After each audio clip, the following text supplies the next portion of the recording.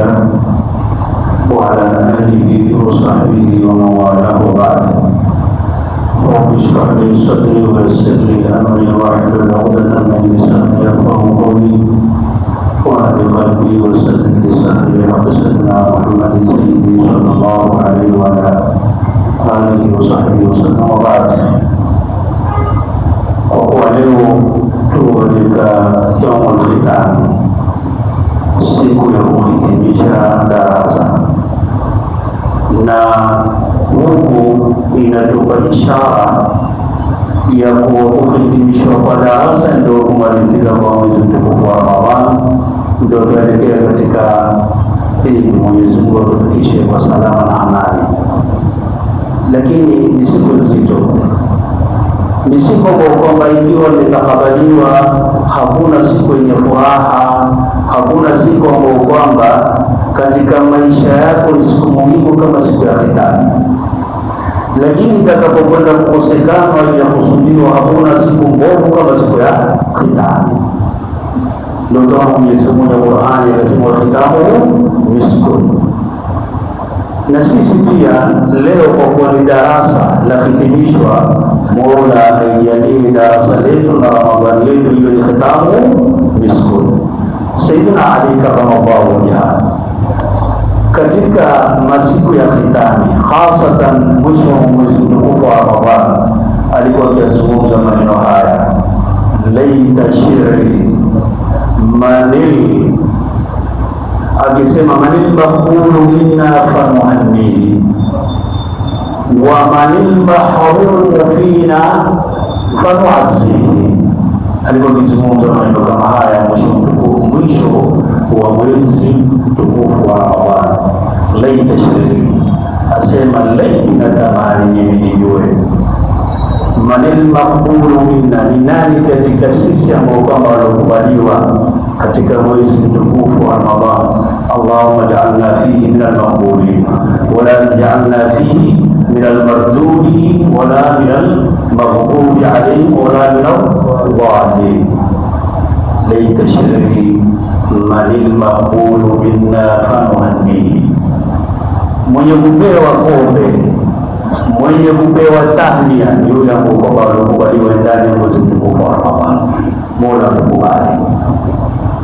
Wa manil mahrum fina fanuazzihi, ni yule ambaye kwamba amekoseshwa neema na hizo Lailatul Qadr mlosikia na kukubaliwa amali ndani ya mwezi mtukufu wa Ramadhani, ili tuweze kuomba taazia. Huyu ni mtu ambaye kwamba alopatikana msiba mkubwa sana. Nikimalizia aya moja tu kwenye Qur'ani, Mtume Muhammad sallallahu alaihi wasallam aliteremshiwa walladhina yutuna ma atau wa qulubuhum wajila annahum ila rabbihim raji'un. Aya kama hii iliposhuka, Sayyidatina Aisha radhiallahu anha alimwambia Mtume sallallahu alaihi wasallam, manhum, ni kina nani hao ambao kwamba qulubuhum wajila? Walladhina yutuna ma atau wa qulubuhum wajila, kina nani watu ambao kwamba wamekwenda kuleta amali, mfano wameswali, wamefunga, wametoa sadaka, wametoa zakatul fitri, lakini nyoyo zao bado hazijatulia, zinaenda zindini, zina hofu. Wametoka kwenye swala lakini wana hofu. annahum ila rabbihim rajiun, kwamba wao watarejeshwa kwa Mola wao wasikubaliwe. Je, ni wale ambao kwamba wanaoswali? Akaambia, je, ni wale ambao kwamba wanaokunywa matembo na wakaiba wakazini? Hawa ndio ambao kwamba wakifanya amali wana hofu. Akamwambia, ya binta Siddiqi, ewe mwana Siddiqi, sivyo ulivyoifahamu.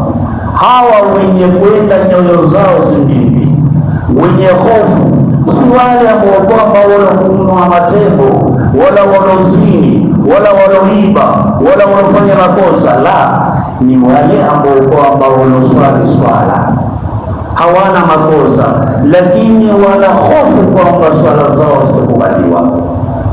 Ni wale ambao kwamba wanaofunga Ramadhani na huku nyoyo zao zinasema sisi hatujakubaliwa. Ni wale ambao kwamba wanaotoa zaka na huku wanahofu kwamba hazijakubaliwa zaka zetu. Hawa ndio ambao kwamba ni wenye hofu katika hii aya. Kwa hiyo inshallah taala sitakuwa mrefu katika zungumza. Leo ni siku ya Kitani, Mwenyezi Mungu atakabalie somo zetu, na kadhalika mimi pia kama wendani wangu uliotangulia sitoacha kumshukuru ambi yetu Said Mahsan, Mwenyezi Mungu amrudishie umri, Mwenyezi Mungu ampe afya, kwa sababu yeye na walimu wake ndio wenye kupanga darasa kama hili, mashekhi wenye kutoa. Sitaki kueleza moja baada nyingine, wenye kusikiliza, wenye kufanyia msikiti, wenye kuwasha mataa, wenye kuwasha mafeni, kila aliyeshiriki katika kufanya darasa kama hili, Mwenyezi Mungu amjaze kheri, na sisi pia inshallah Mwenyezi Mungu amjaze kheri sote kwa jumla. Kwa haya machache nasema walafu minkum, wassalamu alaikum warahmatullahi taala wabarakatuh.